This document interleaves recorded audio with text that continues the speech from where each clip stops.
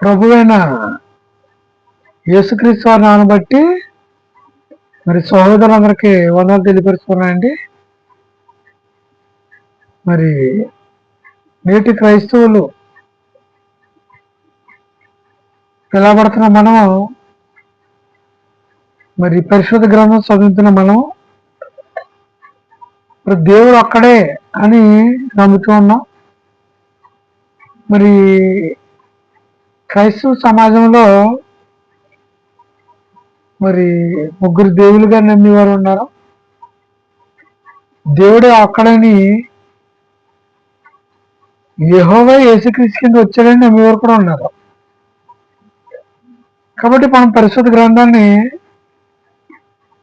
చదివి దేవుడు ఎవరో మనం తెలుసుకోవాలండి. కాబట్టి దేవుడు ఒక మనుషుడు తెలుసుకోలేడు. కాబట్టి దేవుడే తన గ్రంథం ద్వారా తెలియపరిచేవాడు.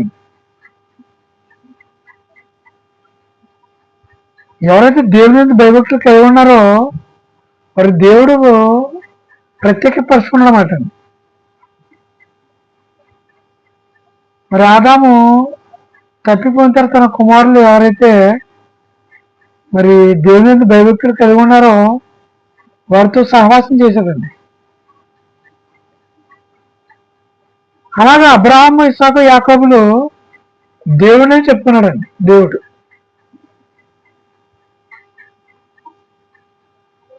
కాబట్టి మనం ఆలోచన చేసినట్లయితే పరిశుద్ధ గ్రంథంలో నుండి నిర్గమకాండం 6వ అధ్యాయము 2 నుంచి మనం చదువుతారండి.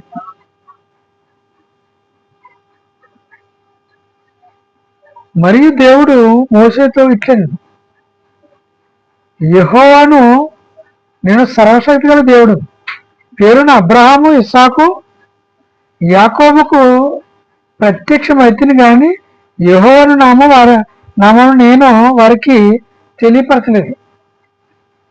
అంటే అబ్రహాము, ఇస్సాకు, యాకోబులకి తను ఎలా ప్రత్యక్షపరచుకోనంటే నేను సర్వశక్తి గల దేవుణ్ణి అని మరి ప్రత్యక్షపరచుకున్నాడండి ఆయన. కాబట్టి మరి ఇశ్రాయేలు జనాంగం దగ్గరికి వెళ్ళి ఏం చెప్పుకున్నాడంటే, కాబట్టి నీవు ఇశ్రాయేలుతో ఇలాగ చెప్పుమన్నాడు, నేను యెహోవాను, నేను ఐగుప్తీయుల మోయిచు బరువుల క్రింద నుండి మిమ్మల్ని ఎలుపులకు రప్పించి వారి దాసంలో నుండి మిమ్మల్ని విడిపించి నా బాహువు చాపి గొప్ప తీర్పు తీర్చి మిమ్మల్ని విడిపించగలను. మీరు ఐగుప్తు బానిసత్వంలో ఉన్నారు కదా, ఈ ఐగుప్తు బానిసత్వం నుండి నేను గొప్ప గొప్ప తీర్పు తీరుస్తాను, తీర్చి ఐగుప్తు బానిసత్వం నుంచి నేను విడిపిస్తాను.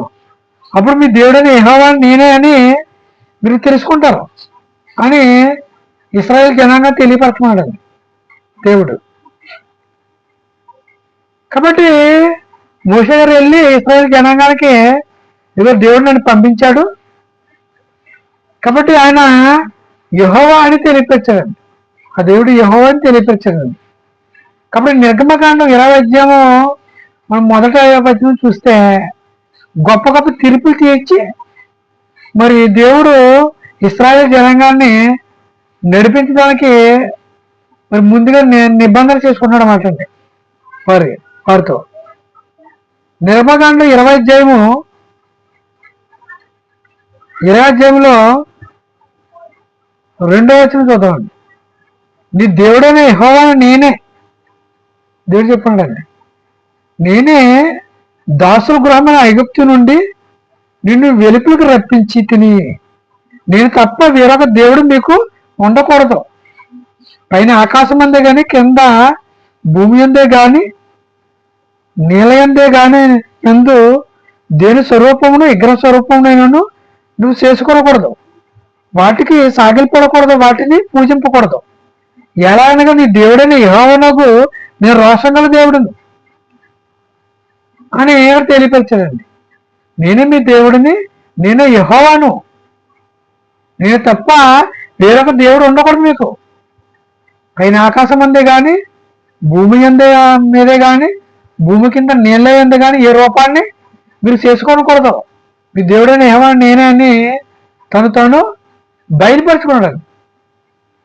కాబట్టి అటు రీతిగా మరి దేవుడు తన గొప్ప కార్యాల ద్వారా ఆయన ధర్మశాస్త్రం ద్వారా మరి ఇశ్రాయేల్ జనాంగానికి ఇచ్చి మరి ఆయన కట్టడల ఆజ్ఞలు ఇచ్చాడండి. మరి ఇశ్రాయేల్ జనాంగం తొట్టిల్లిపోతూ దేవుడు అవిధేయులుగా జీవిస్తూ ఉన్నారు. కాబట్టి అన్ని జనులు కూడా దేవుని ఎరగనే స్థితిలో మానవులు ఉన్నారండి. మరి దేవుడు సర్వ సృష్టికర్త అయిన దేవుడు అందరిని ప్రేమించాడండి. ప్రేమించి కాబట్టి దేవుడు ఎవరిని నశించుకోవడం ఇష్టం లేక తన ప్రియకుమారుని భూమి మీదకి పంపించారన్నమాట. కాబట్టి యోహాను సువార్త 3:16 చూస్తే అక్కడ ఏం చెప్తున్నారంటే దేవుడు అంటే ప్రేమించును కాగా తన అద్వితీయ కుమారునిగా పుట్టినవాని వందు విశ్వసించు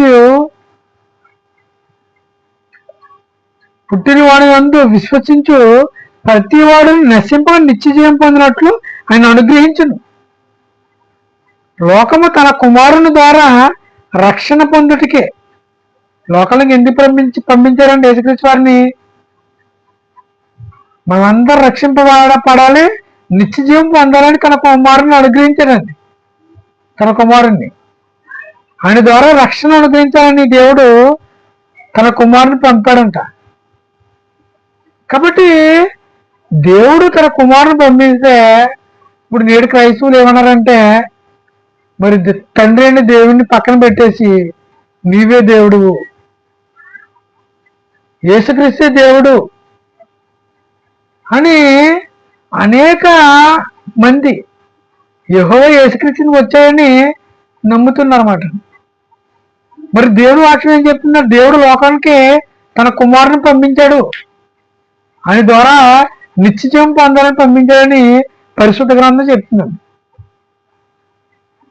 ఈ లేఖనాలు పక్కన పెట్టేసి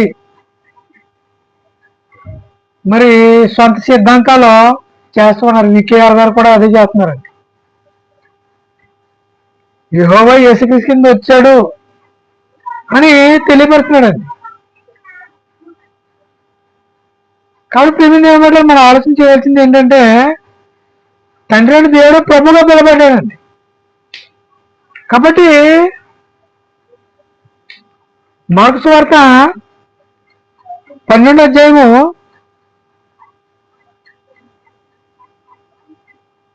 29వ వచనం అండి. ఇశ్రాయేల్ జనాంగంతో యేసుక్రీస్తు వారు మాట్లాడుతున్నారండి. అందుకు యేసు ప్రధానమైనది ఏదనగా, ఓ ఇశ్రాయేలు వినుము, మన దేవుడైన ప్రభు అద్వితీయ ప్రభువు. ఇప్పుడు పాత నిబంధనలో దేవుడైన ప్రభు అని పదాలు ఉన్నాయి, యెహోవాకి ప్రభు అని పదాన్ని ఉపయోగించారండి తండ్రి దేవునికి. అంటే సర్వ సృష్టి మీద అంటే రాజ్యం ఉన్నాడండి తండ్రి దేవుడు. కాబట్టి ప్రభు అనే పదాన్ని పాత నిబంధనలో కూడా రాయబడ్డదండి. అందుకని కొత్త నిబంధన కూడా కాదండి మార్కు సువార్త. మార్కు సువార్త ఇశ్రాయేల్ జనాంగం ధర్మశాస్త్రం యుగంలో ఉన్నప్పుడు ప్రభువుని యేసుక్రీస్తు మాట్లాడుతున్నారండి. ఇశ్రాయేల్ జనాంగంతో మాట్లాడుతున్నాడు. ఏమన్నారంటే ఆయన అది చెప్తున్నవాటండి. అందుకు ప్రధానమైనది ఏదనగా ఇశ్రాయేలు వినుము, మన దేవుడైన ప్రభు అద్వితీయ ప్రభువు అని అద్వితీయుడు అని చెప్తున్నారండి దేవుని గురించి ప్రభువుని యేసుక్రీస్తు. నీవు నీ పూర్ణ హృదయంతోనూ, పూర్ణ ఆత్మతోనూ, పూర్ణ వివేకంతోనూ, పూర్ణ బలముతోనూ నీ దేవుడైన ప్రభువును ప్రేమించవలెననేది ప్రధానమైన ఆజ్ఞ, మొట్టమొదటి ఆజ్ఞ మాటండి. దేవునికి స్థానానికి ఎవరికి తోట్లేదన్నమాట అండి. తన కుమారుడికి కూడా దేవుని స్థానాన్ని పెట్టే అవకాశం లేదండి. మరి ఇది ఆజ్ఞ చెప్తున్నాడు అండి యేసుక్రీస్తు గారు చెప్తున్నారు. ఇది ప్రధానమైన ఆజ్ఞ అన్నాడు. కాబట్టి దేవుని గురించి చాలా స్పష్టంగా ప్రభువైన యేసుక్రీస్తు వారు తెలియపరిచారండి. యోహాను సువార్త 20వ అధ్యాయము 17వ వచనం ప్రభువైన యేసుక్రీస్తు వారు మృతి చెంది మృతులోంచి తండ్రిని దేవుడు లేపాడండి. లేపిన తర్వాత మాట్లాడుతున్నాడు మాట ప్రభుని యేసుక్రీస్తు వారు. యేసు ఆమెతో, నేను ఇకను తండ్రి యొద్దకు ఎక్కిపోలేదు, తండ్రి అయిన దేవుని యొద్ద నుంచి పంపబడ్డాను, తండ్రి యొక్కకి నేను ఎక్కిపోలేదు, కనుక నేను ముట్టుకునవద్దు. అయితే నా సహోదరుల యొద్దకును వెళ్ళి నా తండ్రియు మీ తండ్రియు. యేసుక్రీస్తు వారు ఏమన్నారండి? ఏం చెప్పండి? శిష్యుల దగ్గరికి వెళ్ళి నా తండ్రియు మీ తండ్రియు, నా దేవుడును మీ దేవుడినైనా వాని యొద్దకు ఎక్కిపోతున్నానని వారితో చెప్పము. అంటే యేసుక్రీస్తు వారికి దేవుడు ఎవరో నేటి క్రైస్తవులకి అనుజనులకి దేవుడు ఆయనండి, యెహోవా దేవుడు అండి. అది కొత్త నిబంధనలో మరి యేసుక్రీస్తు వారు ఏమన్నారంటే ప్రభువు అన్నాడండి. ఆయన అద్వితీయ ప్రభు అని యేసుక్రీస్తు వారు అన్నారండి తండ్రి అని దేవుడిని. ఎక్కడ ఏమన్నారైనా నా తండ్రియు మీ తండ్రియు, నాకు ఎవరైతే తండ్రో మీ కూడా ఆయనే తండ్రి చెప్తున్నాడండి యేసుక్రీస్తు వారు. నాకు ఎవరైతే దేవుడో మీకు కూడా ఆయన దేవుడు అని చాలా స్పష్టంగా చెప్తున్నాడండి. కాబట్టి యేసుక్రీస్తు వారు బోధని తృణీకరించే వాడికి నిత్యజీవం ఉండదండి, నిత్యజీవం కోల్పోతాడు. అంటే యేసుక్రీస్తు వారు సత్యమును గురించి సాక్ష్యం నన్ను పుట్టి తిని ఇందుకు ఈ లోకంలో పంపబడ్డానని ప్రభు యేసుక్రీస్తు గారు తెలియపరిచారండి. మరి వికేఆర్ గారు ఏం చెప్తున్నారండి? యెహోవా యేసుక్రీస్తు కింద వచ్చాడు అని ప్రభు అని రాబడ్డాడు కాబట్టి కొత్త నిబంధనలో ప్రభు అని యేసుక్రీస్తు వారిని అన్నారు కాబట్టి ఆ ప్రభు ఎవరో కాదు, యేసు ప్రభువే అన్నారండి. తండ్రి అయిన దేవుని ద్వారా ప్రభుగా నియమింపడ్డాడండి యేసుక్రీస్తు వారు. అందుకని అపోస్తలుల 2వ అధ్యాయము, అపోస్తలుల కార్యము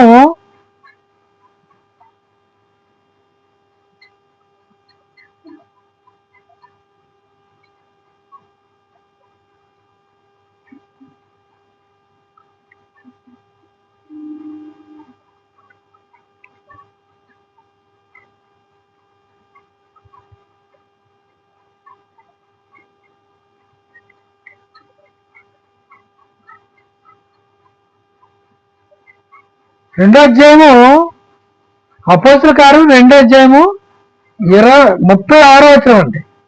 మీరు సిలువ వేసిన ఈ యేసుని దేవుడు ప్రభువుగాను క్రీస్తుగాను నియమించును, ఇశ్రాయేలు వంశమంతయు రూఢిగా తెలుసుకునేవారండి.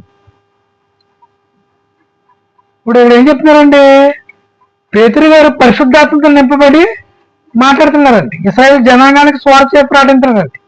మొట్టమొదటి స్వార్థ 3000 మంది సంఘంలో చేర్చబడ్డారండి.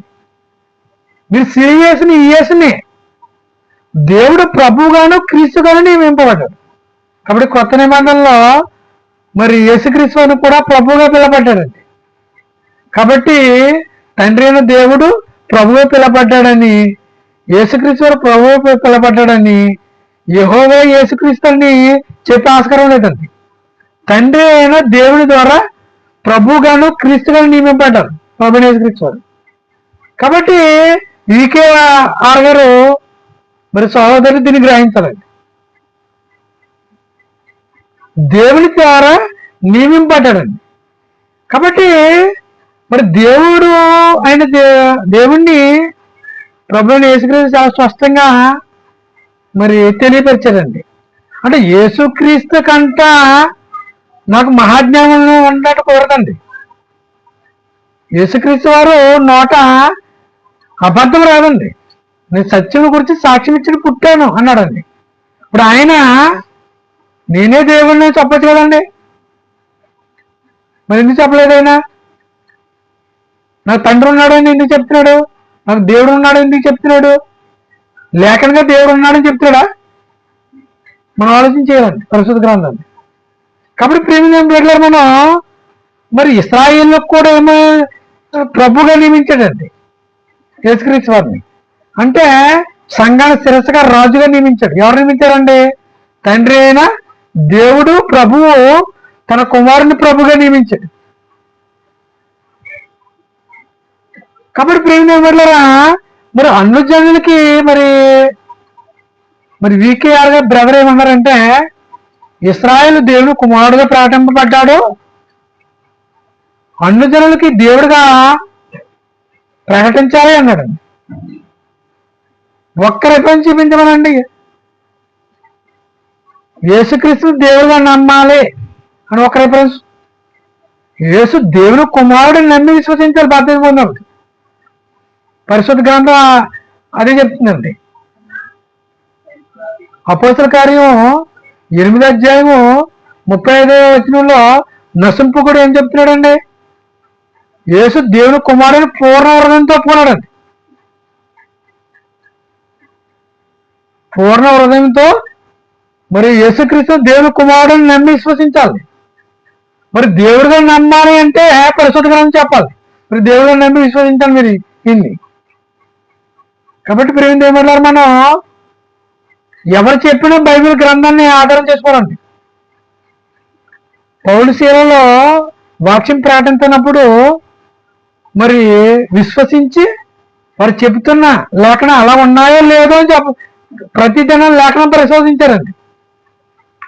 అలా పరిశోధించి విశ్వసించాలన్నమాట అండి. అప్పుడే మాకు రక్షింపబడతాం. అందుకని యేసుక్రీస్తు వారి గురించి ఏమన్నా నమ్మన్నాడంటే, రోమీల పత్రిక 10వ అధ్యాయము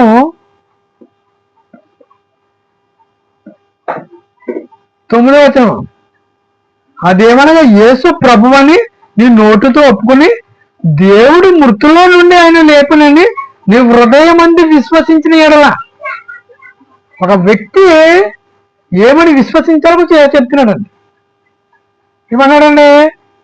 అదేమనగా యేసు ప్రభువని. ప్రభు అంటే ఏంటంటే ఇక్కడ అర్థం రాజు, అధిపతి, మన ఏలేవాడిగా తండ్రి అని దేవుడు నియమించాడండి. అది బాప్తిజం పొందిన అన్ని జనులు కూడా వర్తించదండి. ఏమని? యేసు ప్రభు అని మనం నోటితో ఒప్పుకోవాలి. దేవుడిని మృతుల్లోంచి లేపిన హృదయంలో విశ్వసించిన ఎడల. అంటే యేసుక్రీస్తు వారిని మృతుల్లో నుంచి ఎవరు లేపారండి? తండ్రి అయిన దేవుడు మృతుల నుంచి లేపాడండి. దేవుడు మృతుల్లో నుండి ఆయన లేపినని హృదయం అని విశ్వసించాలి. అప్పుడు రక్షింపడతావు. ఎలాగ నీతి కలిగినట్లు మనుషు హృదయంలో విశ్వసించను, రక్షణ పొందినట్లు నోటితో ఒప్పుకుంటాడండి. నోటితో ఇలా ఒప్పుకొని చెప్తుంది పరిశుద్ధ గ్రంథం అండి. కాబట్టి ప్రిమిని ఏం పెట్టారు మనం? మరి అన్ని జనులకి యేసుక్రీస్తు దేవుడిగా ఒప్పుకోవాలని ఒక్క రిఫరెన్స్ కూడా లేదండి. పీకేఆర్ గారు ఒక్క రిఫరెన్స్ కూడా మీరు చూపించలేరండి. కాబట్టి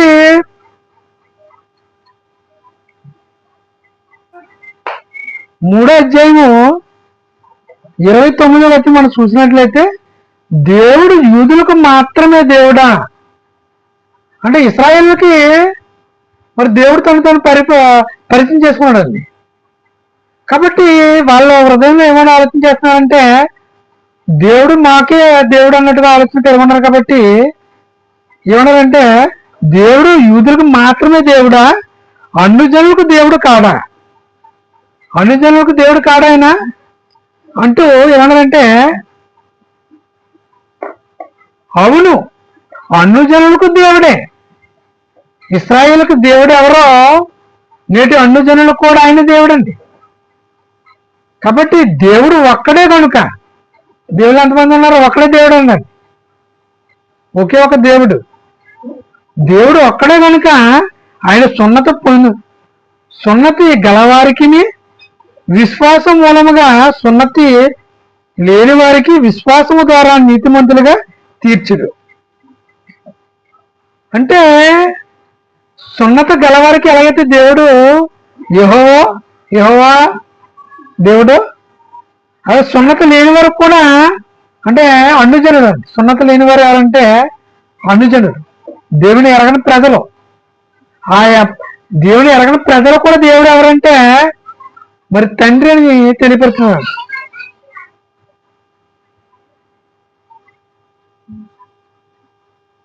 కాబట్టి ప్రియమైన వాళ్ళు మనం నేటి క్రైస్తవులకి అయినా అన్ని జనులకైనా యూదులకైనా దేవుడు అక్కడే ఉన్నాడు అని తండ్రి అని కొత్త నిబంధనలో ప్రభు యేసుక్రీస్తు తెలియపరిచారండి.